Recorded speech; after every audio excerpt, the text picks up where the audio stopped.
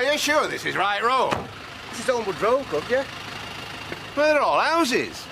That's right, and that's number 75. Well, I were expecting a clinic. I'm going for a massage. You should have said I could have took you downtown.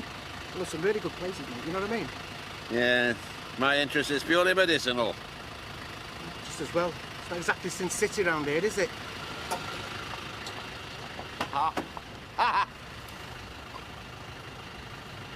Here.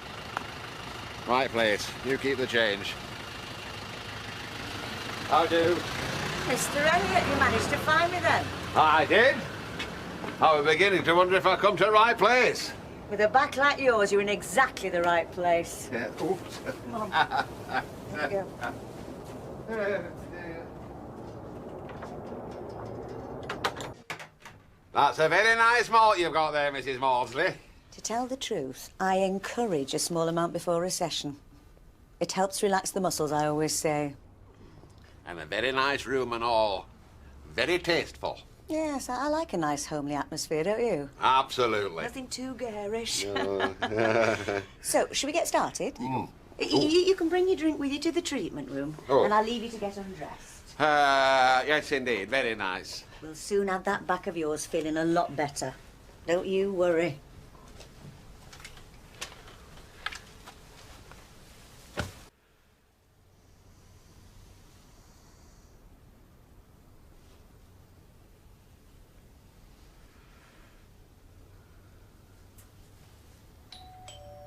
Must be Mr. Eastwood. He's usually dead on time. Would you excuse me just for a minute? Don't be long, Mrs. Maudsley. I'm feeling wonderful. Mrs. Alison Maudsley? That's right. Detective Sergeant Johnson, Weatherfield CID. I've got a warrant here to search your house. What are you talking about, search my house? Come on, Tarzan. Put your leopard skin on. Let's have you in the other room. Who are you?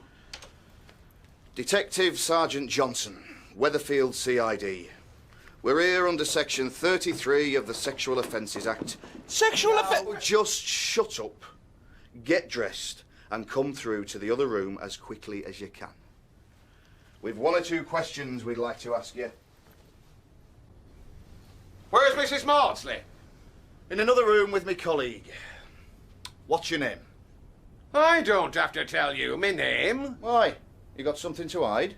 I have naught to hide. I'm here for bona fide reasons, medical reasons. Then you won't mind giving me your name, will you? It's Elliot, Frederick Elliot. Well then, Mr. Elliot, I wonder if you wouldn't mind coming down the station and giving us a statement. I know naught about sexual offences. I'm only here for me back. They all say that, sir. Now look here, young man. No! You look here, Mr. Elliot. We have every reason to believe that this house is being used regularly for immoral purposes and that you're Mrs. Maudsley's organising the operation. Mrs. Maudsley, not in this world. She's a trusted customer. Been serving her for years. Have you now? Finest meat, only the best. Yes. Well, no doubt you can fill us in as to all the details back at the station. Celia? Any sign of anyone else? No, sir. Right. Let's have these two away then. Tell her, Mrs. Maudsley, tell him it's me back. Tell him it's me...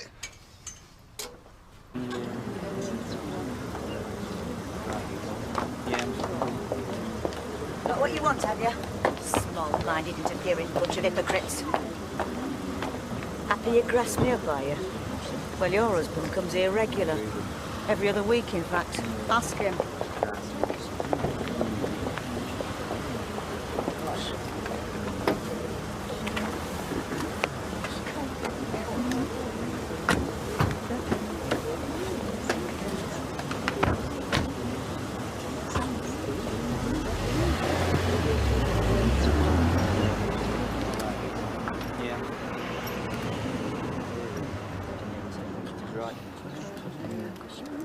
That don't put a twinkle in your old man's eye. Send for a doctor. Are you feeling all right? You've been dead quiet all morning. No. Well, a very nasty experience last night. And before you say out, I don't want to say anything about it. I just want to forget. Bloody well, love, what can I do for you? Nothing. It's the organ grinder I want, not the monkey. I don't know how you have the nerve to show your face in here. It's Mrs. Maudsley. She's one of our best customers. I know what she is. I say I know what she is. You'll guess why I've come. I'll be wanting you to be a witness. A witness? When it comes to court. I want you to tell the judge everything that happened. And I mean everything. Now see, I'm not going anywhere near any court in which you might be appearing. Fair dues. I've been a good customer here, haven't I? You have, yes. And while you're at it, give us a pound of that pork sausage. Pound of pork sausages. You'll get no sausages here, don't serve her. Anyone would think I was asking you to tell lies. I want you to tell the truth. I mean, you took your own clothes off, didn't you? Hush up, woman. I didn't take them off for you, did I? Did I help you take your clothes off in any way at all? One single button or zip? No. Will you be quiet, woman? And for the last time, I am not going to be a witness for you. Well, we'll see about that. If you're not going to volunteer, you'll have to be summoned. Rita, I swear to you, I were in that house for one purpose and one purpose only. To get me back massaged. You believe me, don't you? It's not me you have to convince, Fred. It'll be a court. Because if they do bring charges against this woman for running a disorderly house, or whatever it is they call it nowadays, the police will want you for a witness. Oh, Lord. I'll be finished, Rita. My reputation will be shattered. Will they charge you with anything? Eh? Oh, no, there's no question of that. I'm innocent, Rita. You don't look innocent, Fred. I mean, most fellas your age look as if they've got away with half a lifetime of undetected crime. Look, the woman's a regular customer of mine. So she thought you'd be a regular customer of hers. Well, I mean, she comes in 2 or 3 times a week, you know, usual sort of order. A bit of mince one day, a breast of lamb another, and on high days and holidays she might have fillet or a bit of rump. No comment. If it comes to court, I'll be done for, Rita. One way or t'other. I'll either be an old goat or an old fool. Any road. You'll keep it to yourself, won't you? Yeah. My only consolation is that nobody knows, except you. Well, I'll let you get on. Right. Oh, Fred, it's you. I can't stop, Norris. Hail and farewell. Yeah, farewell. I won't be at all surprised. Hey, Rita. Yes. A word in your ear. What? It seems our friend Mr. Elliot has been blotting his copybook. Oh, yes. I've had this from a friend in the constabulary. Caught in flagrante, I think they call it, in one of these here massage parlours. Oh, dear. Well, between you and me, Norris, I think Fred was hoping this wouldn't become common knowledge. Hoping that, was it? Yes. Oh, dear. These things have a way of getting out, I'm afraid. Right, I have to go. Are you going to come round to mine this evening? Tonight? Yeah, cook some food, make some plans for Bruges. Yeah. Oh, well, actually, tonight's no good. My old man's been on my case. We've got a backlog of paperwork. Soon, though, yeah? Okay. Ring me. Yeah. Leanne, you'll have it dark. Hi, Fred. Who's been a naughty boy, then? Pardon? Oh, you know. Knocking about with shady ladies. Boys in blue feeling your collar.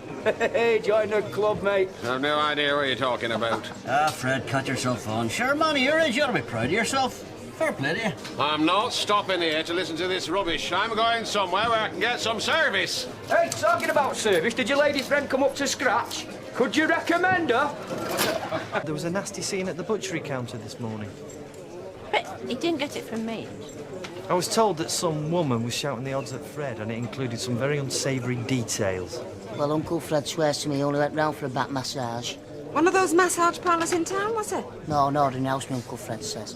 But this woman, she's one of our regular customers. And she did say that she could work wonders for him. I heard it.